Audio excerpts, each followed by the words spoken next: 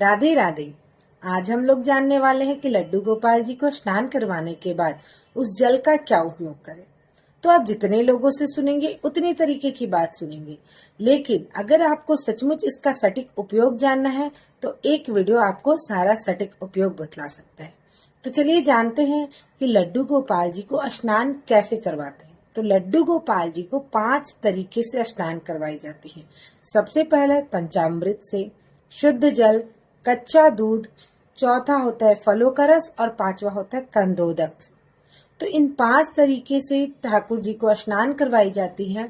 और अब हम जानते हैं कि इन सभी चीजों का सटीक उपयोग क्या कर। अगर आप पंचामृत से ठाकुर जी का स्नान करवा रहे हैं तो ठाकुर जी के स्नान करवाकर उनका श्रृंगार भोग आदि के पश्चात जब आप पूजा से उठते हैं तो सबसे पहले इस पंचामृत को ही ग्रहण करें, तभी आप अन्य अन्न और जल को ग्रहण करें। ना सिर्फ खुद ही बल्कि अपने पूरे परिवार वालों को इस पंचामृत का भोग अवश्य दें। यह ठाकुर जी का सबसे प्रमुख प्रसाद माना जाएगा। तो आप इस पंचामृत को ग्रहण कर सकते। दूसरी चीज होती है कच्चा दूध। तो अगर आप अपने लड्डू गोपाल जी को कच्चे दूध का स्नान करवाते हैं तो उस कच्चे दूध का उपयोग आप चाय बनाने में या फिर खीर बनाने में कर सकते हैं, किंतु यह खीर का उपयोग वापस से आप भोग लगाने में नहीं कर सकते हैं, आप स्वयं ग्रहण कर सकते हैं।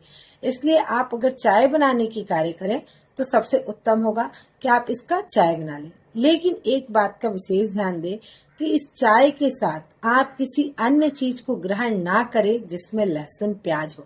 वैसे तो ठाकुर जी की पूजा करने वाले, ठाकुर जी की सेवा करने वाले लोगों को मांस, मदिरा, लहसुन, प्याज इस तरह की चीजों से दूर रहनी चाहिए। लेकिन अगर फिर भी आप किसी कारणवश इस तरीके की चीज, खास करके लहसुन, प्याज, मांस, मदिरा तो बिल्कुल ही नहीं खानी चाहिए।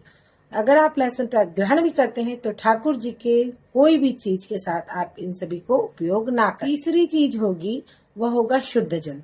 तो जो शुद्ध जल होता है उसका तो आप तुरंत पी सकते हैं। इसके अलावा आप उन महिलाओं को पिला सकते हैं जिन्हें बच्चा नहीं हो रहा है।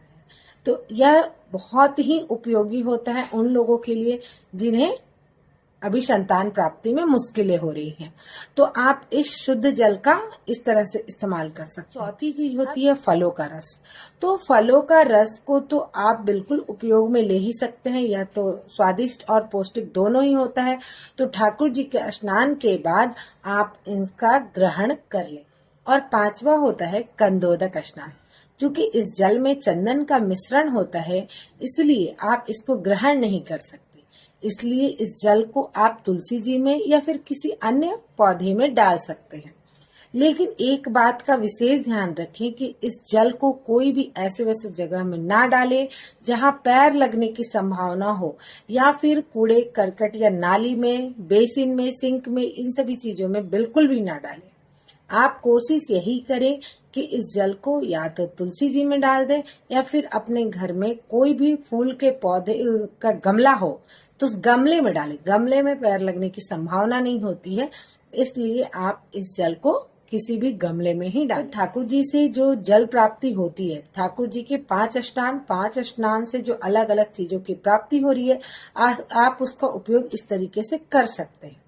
अगर आपको भी ये वीडियो आपके काम के लायक लगी हो तो आप जरूर चैनल को सब्सक्राइब कीजिएगा, वीडियो को लाइक कीजिएगा, लोगों में शेयर कीजिएगा। धन्यवाद। राधे राधे।